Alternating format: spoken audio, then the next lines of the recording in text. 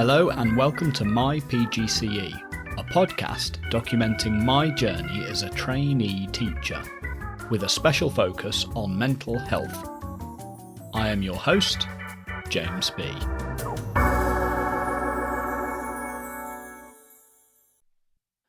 Good morning. So, 3 weeks have passed since we last spoke. The first week I finished off my primary placement, my placement at a primary school, and then returned to my usual school. Then it was half term for a week, as half term usually is. Although I say that, sometimes it was 2 weeks at my school.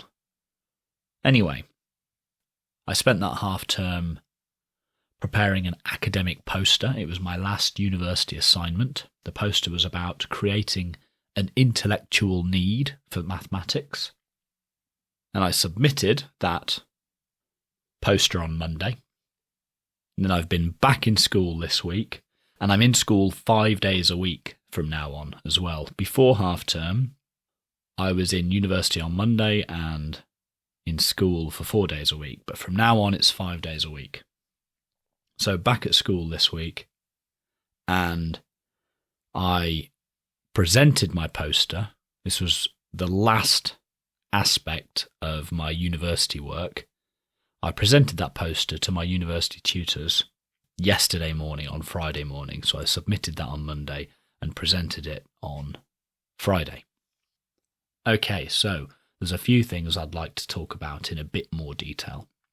The first thing is my primary placement. It was great to spend time in a primary school. I picked up several different strategies that I may be able to use in secondary school, especially with my year 7s. But the thing that struck me the most was how different the behaviour and attitude towards learning was between year 6 and year 7. So obviously I'm thinking in particular of the year 6 class that I spent time with at this primary school and my year 7 class at my usual school. It was night and day, the difference between them, especially behaviour. My year 7 class aren't terrible. There are just several characters in there. You need to keep them contained, otherwise things can start to get out of control. But this year 6 class, a group of students who are about a year younger than my year 7s, angels, every one of them. And it got me thinking about what happens between primary school, the final year of primary school, and the first year of secondary school that could possibly account for that change. And I think it may be something to do with relationships. So at primary school, the kids have one teacher who they're with all day, every day, who almost becomes like a surrogate parent as well as a teacher. And they develop very close relationships with that teacher. Whereas when they come to secondary school, suddenly they have a different teacher per subject. There just isn't enough time to develop a relationship that's anywhere near as close as the one they would have had with their primary school teacher. And for my year 7 class in particular, they've had loads of different maths teachers this year. I think at least 4, maybe more. So even within one subject, they haven't had a consistent teacher. They've had a mixed bag. So there's no real hope of developing a relationship anywhere near the sort of relationship they would have had with their primary school teacher. And I think that has to account, or at least partially account, for the difference in behaviour between year 6 and year 7. And I do remember reading somewhere once that there was a study and they found that students who had the same teacher consistently performed better than students who had subject specialists for each individual subject. And that does seem to suggest that relationships are more important than having teachers who are experts in their subjects. So that's probably part of the problem. I may struggle with my year 7s because I don't have a really developed relationship with them, just haven't had the time to develop it. Although they are getting better, and perhaps that's because the relationship is developing over time. It's just a shame that we only have 4 hours a week. A primary school teacher has 5 hours a day. So it's difficult to compete. But I'd love to hear your thoughts about how to fast track those relationships. So the relationships are really important, but you don't have a great deal of time to cultivate them. So is there any way to fast track a relationship? I'd love to hear your thoughts. I suspect there might not be. I think time is crucial. So it may be a losing battle, but I'd be interested to hear your thoughts anyway. Okay, the second thing I'll talk about is the topic for that academic poster that I produced for my final university assignment. Like I said, it was about intellectual need. Well, what is intellectual need? It's grounded in Piaget's theory of disequilibrium and equilibrium. So you experience disequilibrium when you encounter a problem that you are not able to solve, and this problem compels you to strike out in new directions and look for new solutions and essentially learn something new so that you can solve the problem and return to equilibrium. So the idea here is that if we are to learn something, or if we are to be truly motivated to learn something, then it must create a disequilibrium within us. And we as educators can take advantage of this as we teach. We can present our students with a problem that throws them into disequilibrium, but then we can provide them a path back to equilibrium. And what's that path? Well, it is that day's lesson. So this is all rather abstract at the moment, but I'll give you an example in just a sec. Another way to think about this is in terms of intellectual need. So if students have been thrown into a state of disequilibrium by a problem that they don't know how to solve, then they have an intellectual need to learn how to solve it and to return to equilibrium. Yet another way to think about it is comfort zone, growth zone, and chaos zone. So if you imagine 3 circles inside one another, the innermost circle is your comfort zone. The middle circle is your zone for growth, and the outer circle is just pure chaos, okay? A student within their comfort zone isn't going to learn anything. They need to be presented with something that falls beyond their comfort zone in order to learn and return to their comfort zone. And to be honest, it's not so much about returning to their comfort zone as it is expanding their comfort zone in order to accommodate whatever this new problem was. It is essentially the hero's journey, okay? So you're at home, you're comfortable, you're in your comfort zone, everything's familiar, and then something goes wrong. There's a problem, an obstacle, a threat. And in order to overcome this obstacle, you need to go out and learn something new, okay? You have a need to learn something new in order to turn this unknown thing into a known thing, okay? To turn chaos back into order. And one final way to think about this, which is an especially helpful question to consider if you're an educator, and it's Dan Mayer's question, is if today's lesson is an aspirin, how do I first give my students a headache? Create a headache in your students and then offer them an aspirin. Okay, right, at long last I'll give you an example. I was teaching my students how to find the mean from a frequency table of data. But before giving them a frequency table, I first gave them just a very long list of data, long enough for them to think, oh God, that's a lot of data. That gives me a headache. I gave them a headache and then showed them this new way of presenting data, which is far more manageable than the initial very long list. And so I created a headache, and then the aspirin in that lesson was the frequency table. They could see, oh yeah, that's a far easier way to present this data.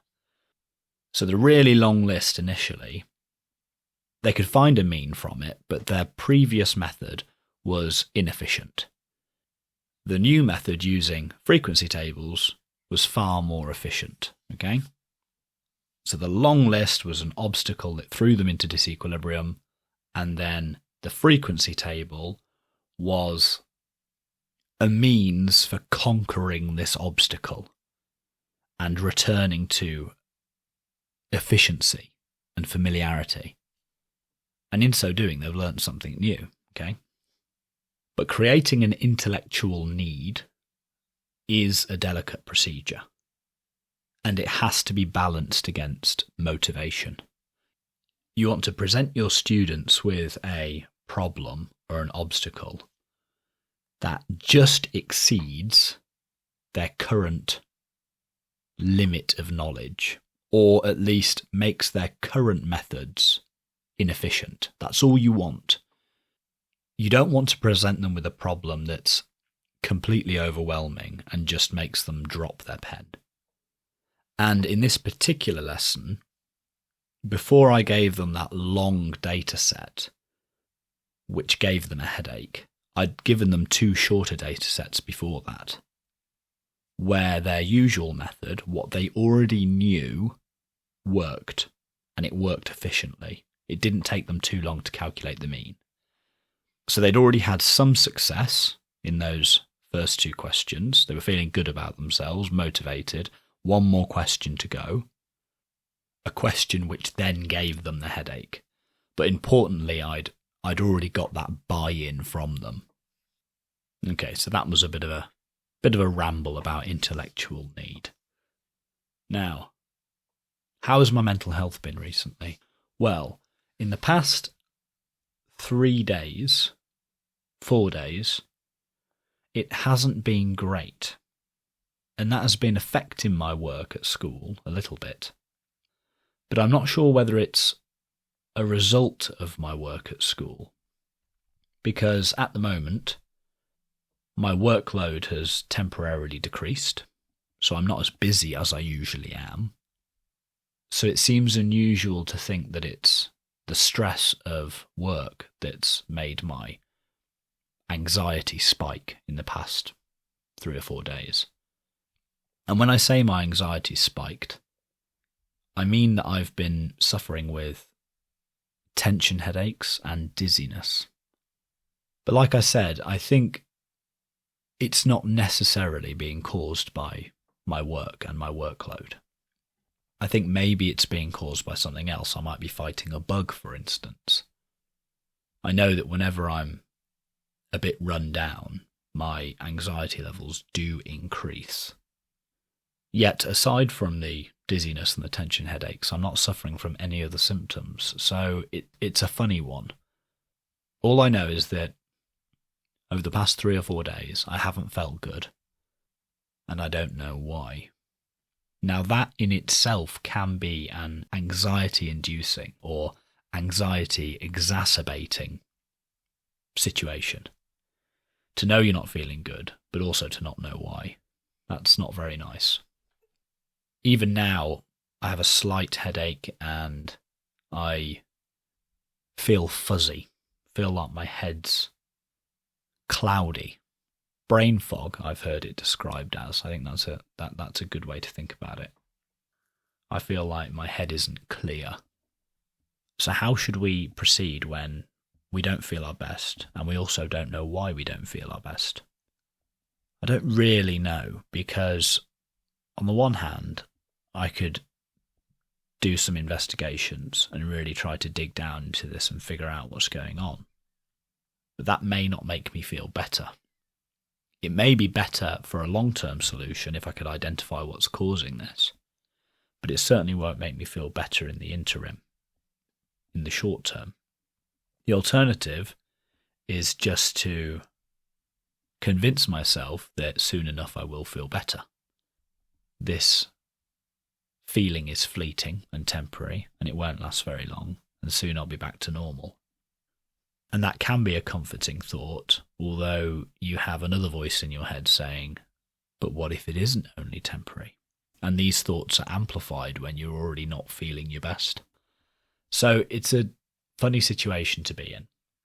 I feel slightly better today than I did in the week, so I've even been speculating as to whether it's the tightness of my shirt collar around my neck that's causing my tension headaches, or the fact that I've recently come off my hay fever medication. Who knows? All sorts of thoughts have been running through my head. Or the fact that I went to the chiropractor on Tuesday and she gave my neck a particularly good cracking this time. I didn't know whether she'd done something to me. But you can see how all these thoughts are actually quite intrusive. It would perhaps be better for me just to know that soon enough things will improve and I'll feel better, and just crack on in the meantime. But then my thought is, if things don't get better, how long do I leave it until I say go to the doctors? Again, I don't know. So I think the best immediate course of action would be to try and take my mind off it. So I'm going to the cinema this afternoon with my mum to see Jurassic World Dominion. I'm sure that will help no end. And I'm approaching the end of my PGCE now, only a week or so left, I think, 2 weeks maybe. All I have left to do is my Viva, which is kind of like an oral exam, although I think it's more just a conversation about how the year's gone with my university tutors. I hope that you've made it this far, and if you've listened to every episode up until now, I really thank you and congratulations. Someone messaged me on Twitter just the other day saying that they enjoyed the podcast. They're starting their PGCE next year, so they're a year behind me.